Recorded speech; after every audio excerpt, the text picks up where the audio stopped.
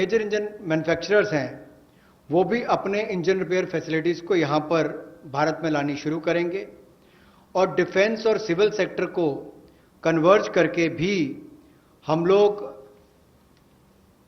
इस सेक्टर को बढ़ावा दे सकते हैं। उस दिशा में कदम उठाए जाएंगे ताकि जो कॉस्ट है एयरलाइंस की या हमारे डिफेंस की वो भी कम आए। उस दिशा में कदम है। I move to talking about the next reform step. The power distribution companies in union territories shall be privatized. And that is likely to be also, it will be in line with the tariff policy which is soon to be announced. The tariff policy reform will of course talk about consumer rights. The inefficiencies of DISCOMs will not become a burden on consumers. DISCOMs will ensure adequate power. The standard of service that they provide will improve, and they will promote industry better by providing open access. Sustainability is an issue with power sector. We want to be sure that timely payments to the GENCOs happen. You are aware that 90,000 crores have been given this time because DISCOMs were not able to pay or service their dues to the GENCOs. Such disruptions or ups and downs should be avoided, and DBT also for subsidy receiving beneficiaries will be given directly, and smart prepaid meters will be set up, about which I had mentioned in the budget also.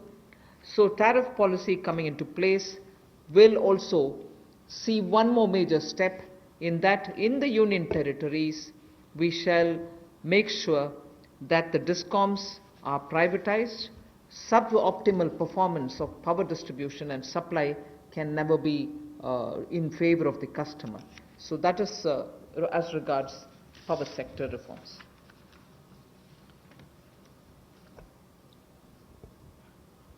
विद्युत के क्षेत्र में कुछ बदलाव किए जाएंगे, जहां पर सबसे पहले तो उपभोक्ताओं को उनके अधिकार, पर्याप्त बिजली मिलेगी और अप्रभावी बिजली कंपनियों का जो नुकसान है वो हमारे उपभोक्ताओं को नहीं झेलना पड़ेगा। डिस्कॉम्स को पर्याप्त बिजली उपभोक्ता को उपलब्ध करवानी पड़ेगी। लोड शेडिंग करने वाले को पेनलाइज किया जाएगा। दूसरा, इंडस्ट्री को बल मिलेगा, उद्योग को बढ़ावा मिलेगा। इससे क्रॉस सब्सिडी में कमी आएगी, विद्युत उत्पादन को बढ़ावा मिलेगा और जो विद्युत उत्पादन करने वाली कंपनियां हैं उनमें भी प्रतिस्पर्धा बढ़ेगी और इनको चयनित भी उसी आधार पर किया जाएगा ताकि ये अच्छी सुविधाएं और सर्विसेज दे सकें। बिजली क्षेत्र में स्थिरता आएगी, इसमें कोई रेगुलेटरी एसेट्स नहीं होंगे और टाइमली पेमेंट जो है, समय पर जो पेमेंट है, जो पावर यानी कि बिजली का उत्पादन करने वाली कंपनियां उनको होंगी। डीबीटी का लाभ हमने बहुत सारी योजनाओं में देखा है कि किस तरह से माननीय मोदी जी की सरकार ने बहुत सारी योजनाओं को अब डायरेक्ट बेनिफिशियरी ट्रांसफर के रूप से सीधा उपभोक्ता के खाते में पहुंचाने का काम किया, जिसमें उपभोक्ताओं को बहुत लाभ मिला। तो यहां पर भी सब्सिडी डीबीटी के माध्यम से और स्मार्ट प्रीपेड मीटर्स लगाने का काम किया जाएगा ताकि किसी के साथ कोई धोखाधड़ी ना हो सके और उसका भी लाभ मिलेगा। इसके साथ साथ जो वितरण है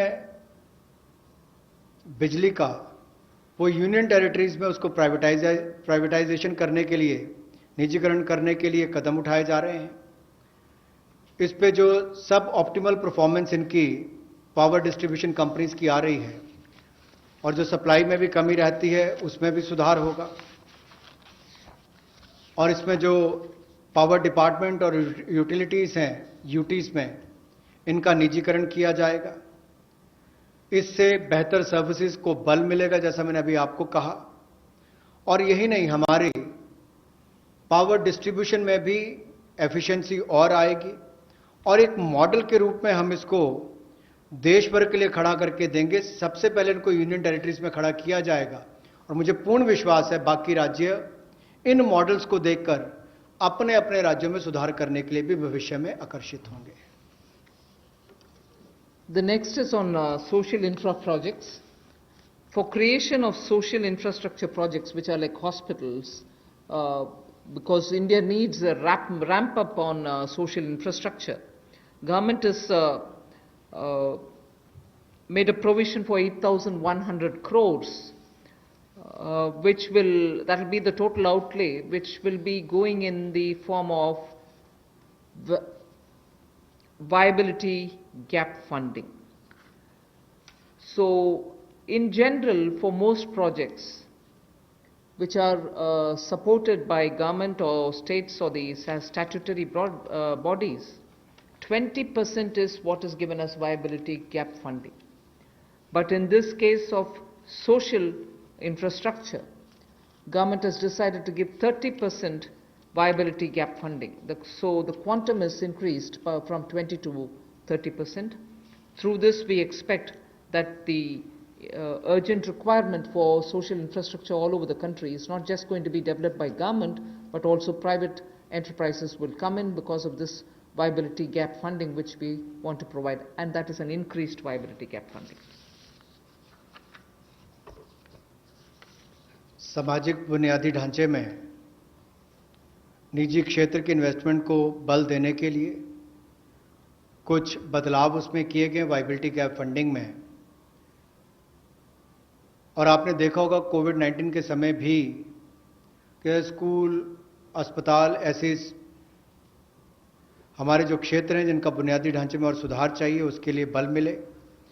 इसके लिए थोड़ा बदलाव किया गया है कि 30% केंद्र और 30% जो है हमारा राज्य सरकारें उसमें वायबिलिटी गैप फंडिंग के रूप में देंगी। इससे इस क्षेत्र को बल मिलेगा, लेकिन बाकी सेक्टर्स में 20-20% ही रहेगा और इसमें कुल मिलाकर सामाजिक बुनियादी ढांचे के इस सेक्टर के वायबिलिटी गैप फंडिंग के लिए लगभग 8100 करोड़ रुपए का आउटले किया गया है और इन प्रोजेक्ट को राज्य और केंद्र की सरकारें प्रपोज करेंगी। The last two reform steps that I want to announce relate to space and space. The next one relates to atomic energy. First, in space, you know that India has had the benefit of an extraordinary institution such as the ISRO. ISRO has brought the nation a lot of laurels. However, today, private sector is also doing a lot of work in the space arena. A lot of individuals and startups have spent a lot of time developing space-related technologies. Unfortunately, because of the Indian regulations, they are even unable to use ISRO's available facilities for even testing their products. So what we want to do now, in order to provide level playing field for private companies, satellite launches and space-based services, we will make a provision for them to benefit from the assets which are available with the ISRO and for India to benefit from it. We'll also provide predictable policy and regulatory environment for private players. We want them to be co-travelers with us, and therefore private sector is being encouraged. And also for future projects for planetary explorations and outer space travel, it will also be open for private sector. So in short, private sector is being given a good access to this space area where both government and private sector can work for a better Atmanirbhar Bharat. Another important aspect is there's a lot of geospatial data in India for Indians, particularly like startups which are looking at doing a lot of irrigation work, drought-prone area development work, groundwater work. They don't most often get the data within India. They go getting it from abroad, data about India, paying through their nose for some good work that they do for India itself.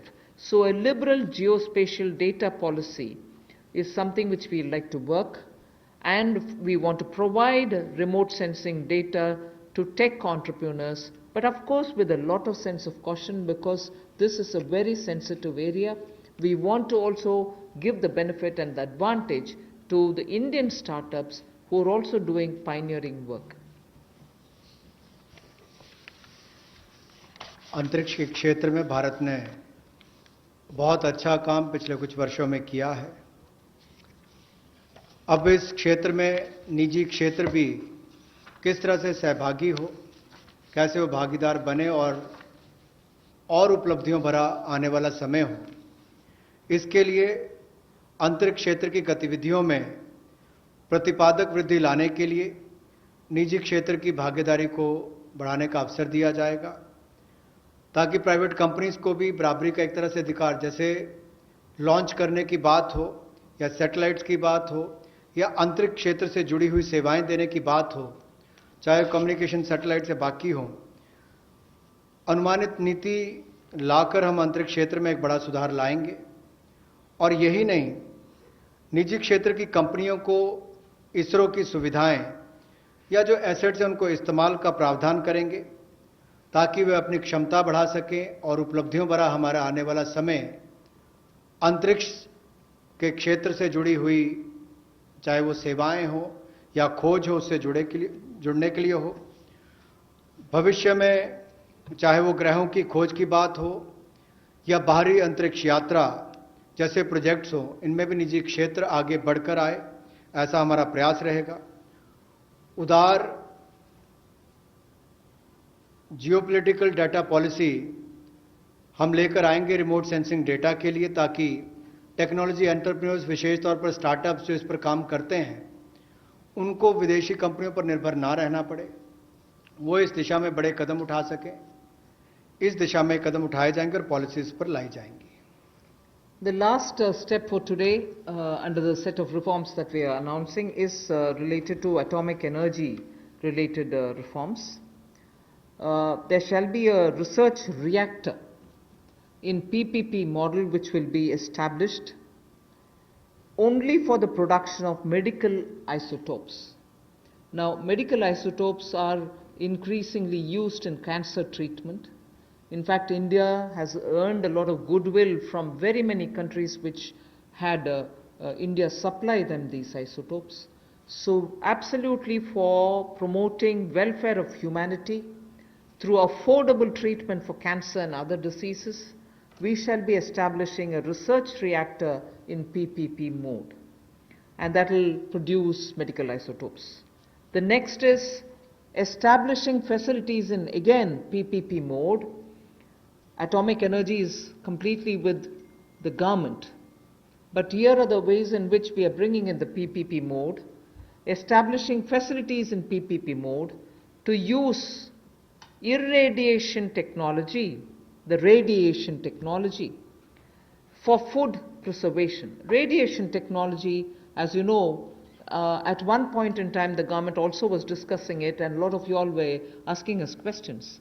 In crops which are like perishable crops like onions, most often when there is a good crop, because of its short shelf life, they are normally sold at a absolutely low price, or they are left to rot. Whereas when you use radiation technology, we are able to provide it the necessary qualities with which it can be stored for a longer time. Shelf life of perishable goods like onions can be improved and longevity given. This is something on which technology development cum incubation centers being established now will also set up a kind of synergy between research facilities and tech entrepreneurs who can develop such technologies which will be used for very many daily use matters such as vegetables and fruits preservation and so on. So this pertains to reforms in atomic energy, and that's my last slide. Atomic energy से related जो हमारी reforms हैं, उस पर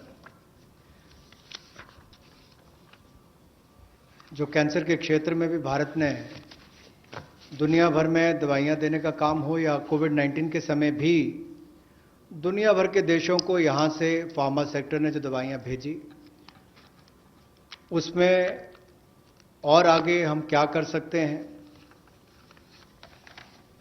medical isotopes का उत्पादन करने के लिए पीपीपी मोड में रिसर्च रिएक्टर्स का स्थापना करेंगे और इससे मानवता की सेवा को और बल मिलेगा।